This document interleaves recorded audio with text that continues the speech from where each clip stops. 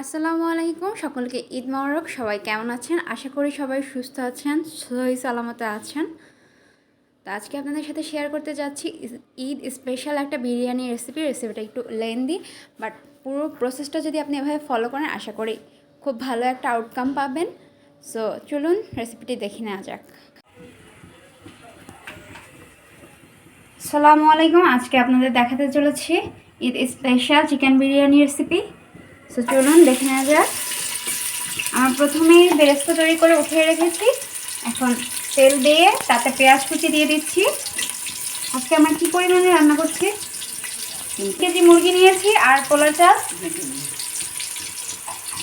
তো পোলার চাল নিয়েছি 2 কেজি আর 3 কেজি মুরগির মাংস। তো তার জন্য আমরা পেঁয়াজ কুচি নিয়েছি এখানে 1 কাপ পরিমাণে। পেঁয়াজটাকে আমরা হালকা ভেজে নিচ্ছি। তারপর দিয়ে দিলাম একটা তেজপাতা, তারপর দিয়ে দিচ্ছি গরম মশলা। কি পরিমাণে গরম মশলা দিব? গরম মশলা বিরিয়ানি মশলা থাকে। আস্ত গরম মশলা না, আমরা একটু কম পরিমাণেই দেবো। 2-3 এলাচ, 2-3 লং আর 2 টুকরা দারুচিনি ওইখানে আছে।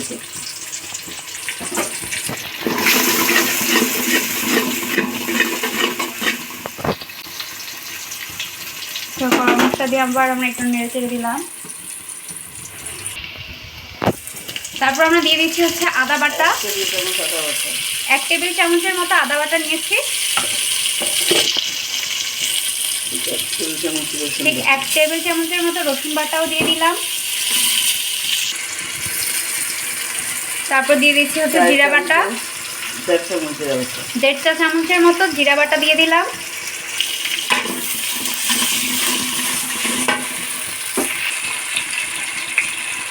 তারপর দিয়ে দিচ্ছি সামান্য পরিমাণে হলুদ গুঁড়ো কতটুকু? 1 চা চামচের মতো হলুদ গুঁড়ো দিলাম।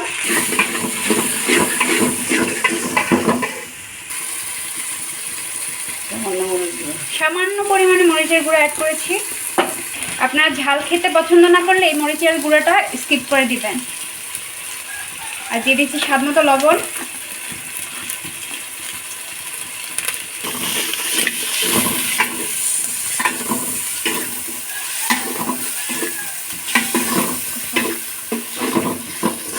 এখন আমরা মশলাটাকে খুব সুন্দর করে কষিয়ে নেব।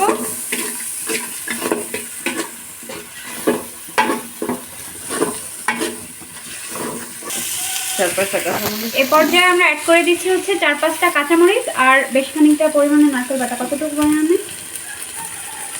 আচ্ছা, সর্বমোট এখানে কতটুকু হয়েছে? 2 টেবিল চামচের মতো নারকেল বাটা আর কাঁচামরিচ বাটা। আমরা সব উপকরণ একসাথে মিশিয়ে ভালো করে কষিয়ে নিচ্ছি। তো এ পর্যায়ে আমরা চিকেনটাকে অ্যাড করে দিচ্ছি।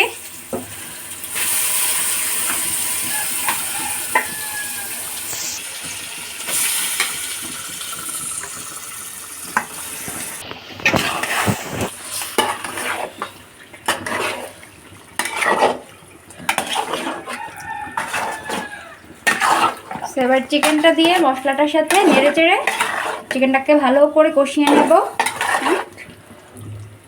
চিকেনটা কষানো খুব সুন্দর করে। আমরা ঢাকনা দিয়ে দিলাম।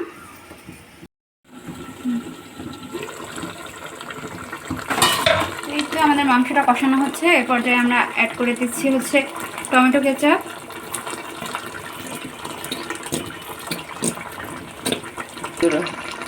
তারপর অ্যাড করে দিচ্ছি হচ্ছে ধনে গুঁড়ো 2 চা চামচের মতো।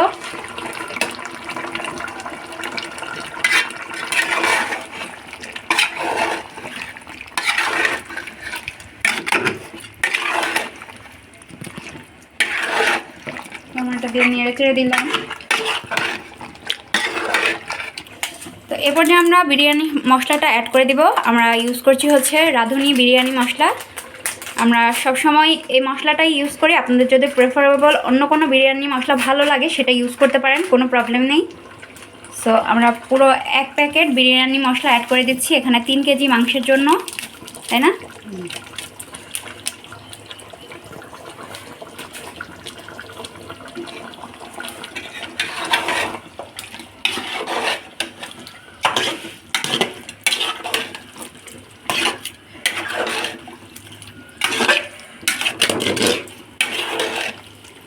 আমরা আবারও চিকেনটাকে মশলার সাথে মিক্স করে নিচ্ছি।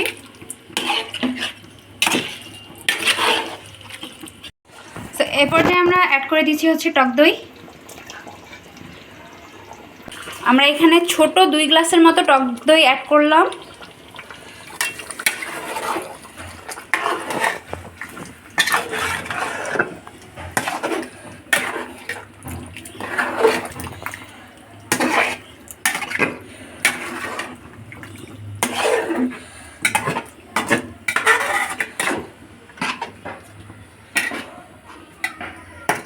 এ পর্যায়ে আমরা অ্যাড করে দিচ্ছি একটু 2 টেবিল চামচের মতো গুঁড়া দুধ পানিতে গুলে সেটাকে অ্যাড করে দিচ্ছি। লিকুইড দুধ থাকলে আপনারা সেটা ইউজ করতে পারেন।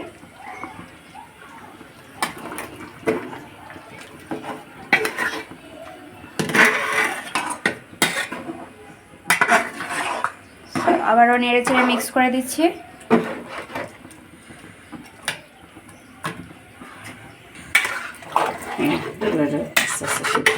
তো এবার আমরা নেড়ে চেড়ে এটাকে একদম সুন্দর করে সেদ্ধ করে নেব, মানে সম্পূর্ণ আর কোনো প্রকারের পানি টানি কিছু অ্যাড করব না। তো আমরা এই পর্যায়ে ঢাকনা দিয়ে দিলাম, এটা এবার রান্না হতে থাকুক। তো এই তো আমাদের চিকেনটা একদম হয়ে এসেছে, উপরে তেল ভেসে উঠেছে, একদম রেডি চিকেনটা, খুব সুন্দর করে হয়েছে। তো এর পর্যায়ে আমরা পরের স্টেপে যাব, চলুন। তো এই পর্যায়ে আমরা কয়েকটা আলু কেটে নিয়েছি এভাবে ডুমো ডুমো করে, তাতে দিয়ে দিচ্ছি হচ্ছে স্বাদ মতো লবণ আর সামান্য হলুদ।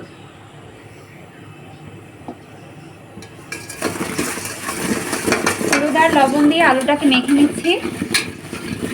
এখানে তেল গরম করতে দেব।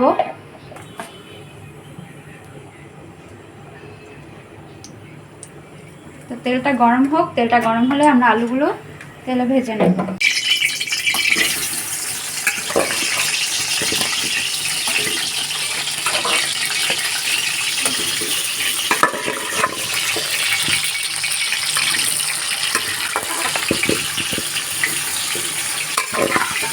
আলুগুলো প্রায় 80%-এর মতো আমরা ভেজে তুলে নেব।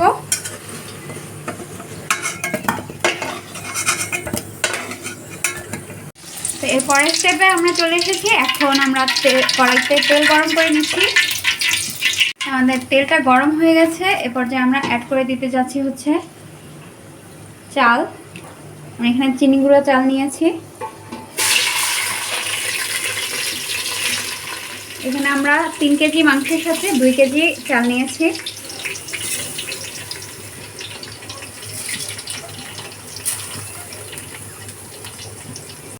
এ পর্যায়ে আমরা দিয়ে দিলাম হচ্ছে আদা বাটা। কি পরিমাণে দিয়েছি? 2 টেবিল চামচ আদা বাটা দিব। এ পর্যায়ে আমরা অ্যাড করে দিচ্ছি হচ্ছে রাঁধুনি বিরিয়ানি মশলাটা, সম্পূর্ণ 1 প্যাকেট। আগে 1 প্যাকেট আমরা সম্পূর্ণ দিয়েছিলাম মাংসে, এখন সম্পূর্ণ 1 প্যাকেট না, সম্পূর্ণ 1 প্যাকেট আমরা দিব হচ্ছে চালে।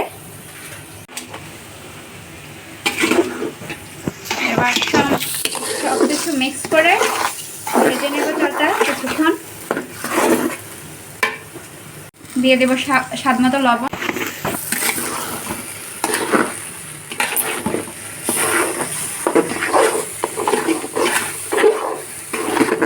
আমরা নেড়ে চেড়ে ভেজে নিচ্ছি। তো এ পর্যায়ে আমরা অ্যাড করে দিচ্ছি হচ্ছে গরম পানি। চালটাকে হালকা ভেজে নিয়ে তারপর আমরা গরম পানি অ্যাড করে দিচ্ছি। যে পরিমাণ চাল নেবেন তার দ্বিগুণ পানি অ্যাড করবেন। এবার আমরা চালটাকে হালকা নেড়ে চেড়ে সেদ্ধ হতে দেব।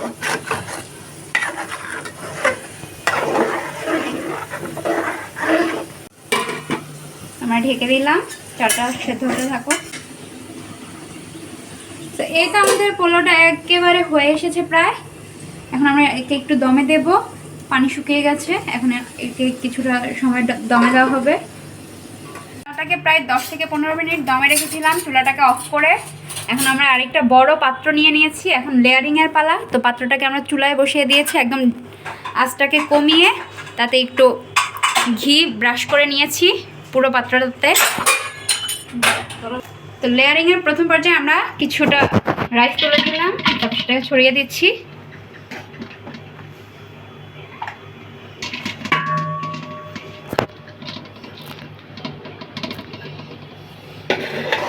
এভাবে বিরিয়ানিটা রান্না করে দেখবেন খেতে যে কি পরিমাণ মারাত্মক লাগে।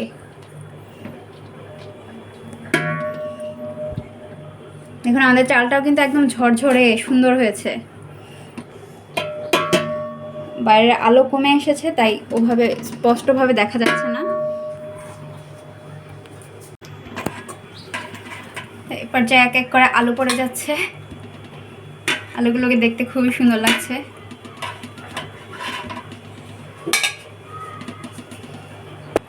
তারপর আমরা দিয়ে দিচ্ছি হচ্ছে চিকেনের লেয়ারটা।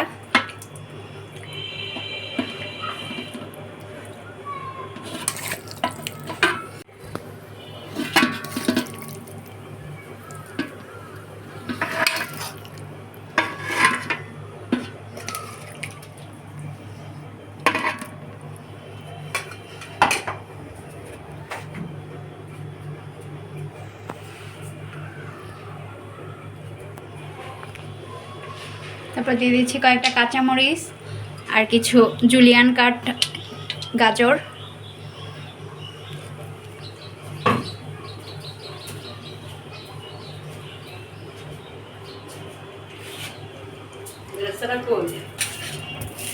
তারপর দিয়ে দিচ্ছি হচ্ছে বেরেস্তা।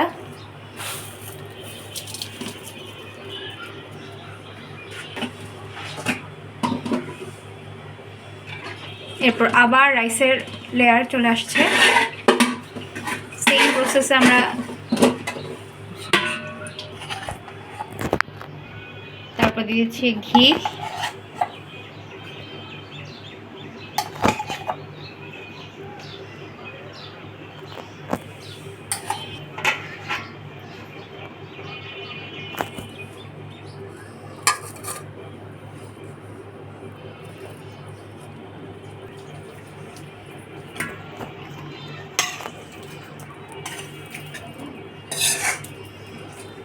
আমাদের সেকেন্ড লেয়ার দিয়ে দেওয়া হচ্ছে। প্রথমে আলু, তারপর চিকেনটা, কাঁচামরিচ তারপর গেল, তারপর হচ্ছে গাজর। গাজরটা সম্পূর্ণ অপশনাল, ইচ্ছে হলে দেবেন, ইচ্ছে হলে দেবেন না, তবে খেতে খুবই ভালো লাগে গাজরটা এভাবে দিলে।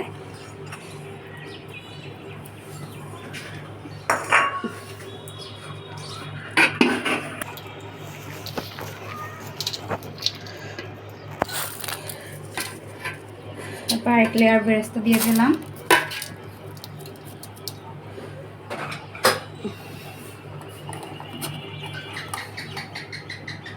তারপর দিয়ে দিচ্ছি হচ্ছে ঘি।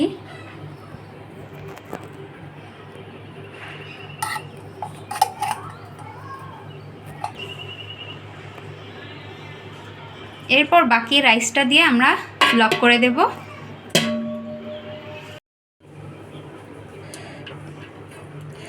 তো এই তো লাস্টের রাইসের লেয়ারটা দিয়ে একেবারে লক করে দেওয়া হলো। তারপর দিয়ে দিচ্ছি হচ্ছে কাঁচামরিচ। এই দেখুন,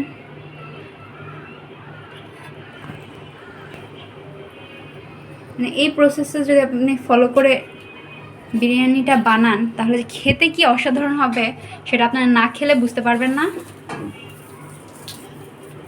তার উপর বেরেস্তা দিয়ে দেওয়া হচ্ছে।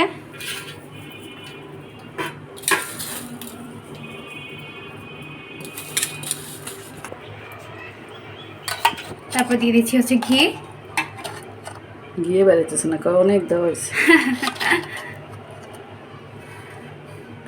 এটা একটু রিচ, মানে যাদের একটু সমস্যা আছে তারা একটু কম পরিমাণে খাবেন এভাবে বানালে।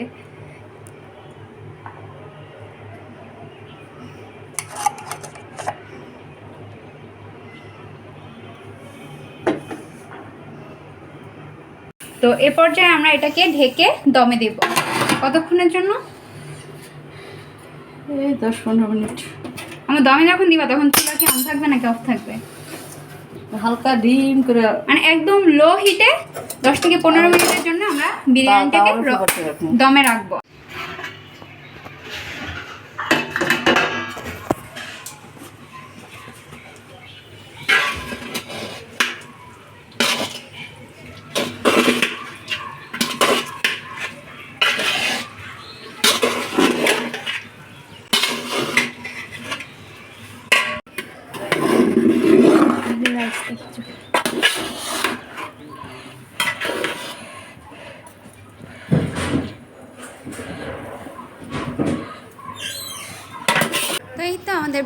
রান্না শেষ। বিরিয়ানিটা খেতে অসম্ভব মজা, মানে বলার বাইরে। আমার কাছে তো ভালো লেগেছে। আপনারা যদি এই প্রসেসটা ফলো করেন, আশা করি আপনাদের কাছেও ভালো লাগবে। তো রমজান মাস শেষ হয়ে গেল, খুব খারাপ লাগছে। আর রমজানের পর ঈদের অনেক স্পেশাল অনেক রেসিপি আপনাদের সাথে শেয়ার করব ভাবছিলাম, কিন্তু 27শে রমজানে আমার নানা ভাই ইন্তেকাল করেন। আপনারা আশা করি আমার নানা ভাইয়ের বিদেহী আত্মার মাগফিরাত কামনা করে দোয়া করবেন। এই রমজানে আমরা ছিলাম, জানি না নেক্সট রমজানে হয়তো বা থাকবো কি থাকবো না। আমার কর্মকাণ্ড দ্বারা কোনোভাবে দুঃখ পেলে আমাকে অবশ্যই মাফ করবেন। ভালো থাকবেন, সুস্থ থাকতে